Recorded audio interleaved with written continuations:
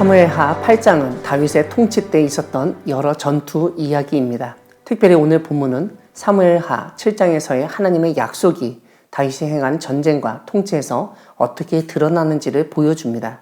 오늘 본문은 두 부분으로 나눌 수 있는데 첫 번째 부분은 다윗 왕국 영토의 확장이고 두 번째 부분은 다윗 왕국의 관료 제도입니다. 오늘 본문 앞부분에서 다윗은 여러 민족 국가들을 정복하거나 굴복시키는 것을 볼 수 있습니다. 제일 먼저 블레셋이 언급됩니다. 1절을 보면 지긋지긋한 블레셋과의 원수 관계를 다윗이 깔끔하게 처리하였다고 알려줍니다. 다윗이 블레셋 사람들을 쳐서 항복을 받았습니다.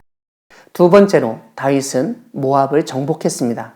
2절은 다윗이 모압 사람들을 땅에 엎드리게 하고 두 줄 길이의 사람은 죽이고 한 줄 길이의 사람은 살렸으며 모압 사람들이 다윗의 종이 되어서 조공을 드렸다고 설명합니다. 세 번째로 다윗은 소바를 정복합니다. 소바 왕 하닷 에셀이 권세를 회복하려고 유브라데 강으로 갈 때 다윗이 공격했습니다. 그래서 마병 1700명과 보병 2만 명을 사로잡고 병거 100대의 말만 남기고 모든 병거의 말은 다 발에 힘줄을 끊었다고 합니다. 네 번째로 다윗은 아람도 항복하게 만듭니다. 아람 사람들이 소바왕 하닷 에셀을 도려왔을 때 다윗은 아람 사람 2만 2천 명을 죽였습니다. 그리고 다메섹 아람에 수비대를 두었습니다. 또한 아람 사람들도 다윗의 종이 되어 조공을 바치게 했습니다. 6절 뒷부분을 보면 다윗이 어디를 가든지 여호와께서 이기게 하셨다는 설명을 덧붙입니다. 전쟁에서 이기면 이길수록 다윗의 왕국은 더욱 부유해졌습니다. 왜냐하면 전쟁으로 인한 영토 확장과 더불어 전리품으로 노예나 값비싼 물건을 쉽게 얻을 수 있었기 때문입니다. 이런 가운데 11절과 12절을 보면 다윗은 정복한 모든 나라에서 얻은 은금, 곧 아람과 모압과 암몬 자손과 블레셋 사람과 아말렉에게서 얻은 것들과 소바왕 르홉의 아들 하닷 에셀에게서 노력한 것을 하나님께 바쳤습니다.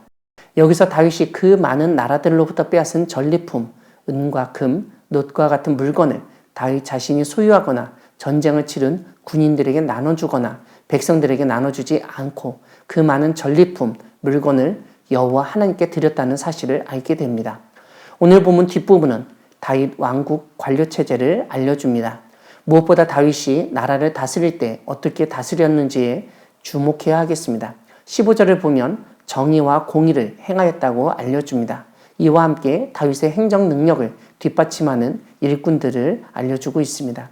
사랑하는 광야교회 성도 여러분, 하나님은 다윗이 하는 모든 전쟁에서 승리하게 하심으로써 다윗에게 하신 약속을 지키시는 분이십니다.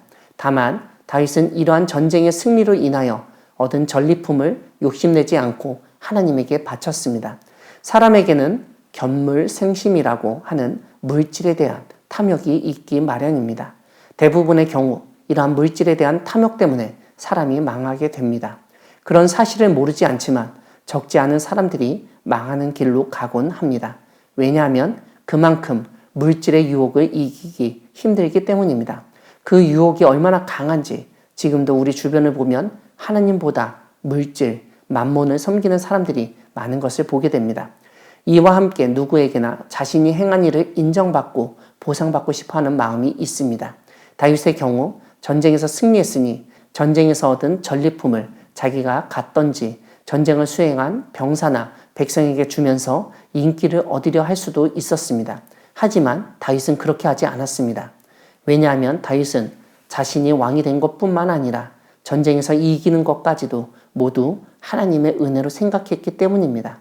즉 자신이 잘나서 무엇을 잘해서 이루어낸 성과, 업적이라고 생각하지 않고 하나님의 도우심이라고 생각하고 고백하고 인정했기 때문입니다.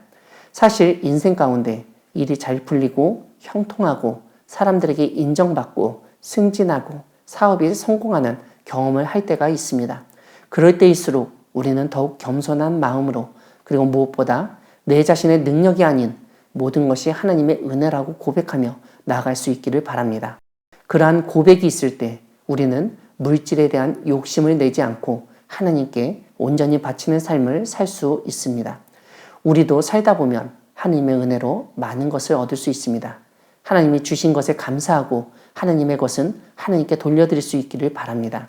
물론 인간적인 생각으로 보면 하나님께 바치는 것이 아까울 수 있습니다. 값비싼 향유를 주님께 부은 여인의 행동을 보고 허비했다고 비난했던 사람들과 같은 생각을 할 수도 있습니다. 하지만 큰 액수의 헌금이나 아주 귀한 물건을 하나님께 바치는 것은 무엇보다 우리가 가진 모든 것은 하나님이 주신 것이라는 고백과 함께 그 모든 것의 소유권은 하나님께 있다는 믿음을 보이는 것입니다. 오늘 다윗처럼 우리가 사랑하는 것, 지금 이 자리에 있는 것, 내가 가지고 있는 모든 것은 하나님이 주신 것이고 하나님의 은혜라는 고백으로 하나님께 온전히 드리고 섬기는 우리 모두가 되기를 소망합니다. 아멘.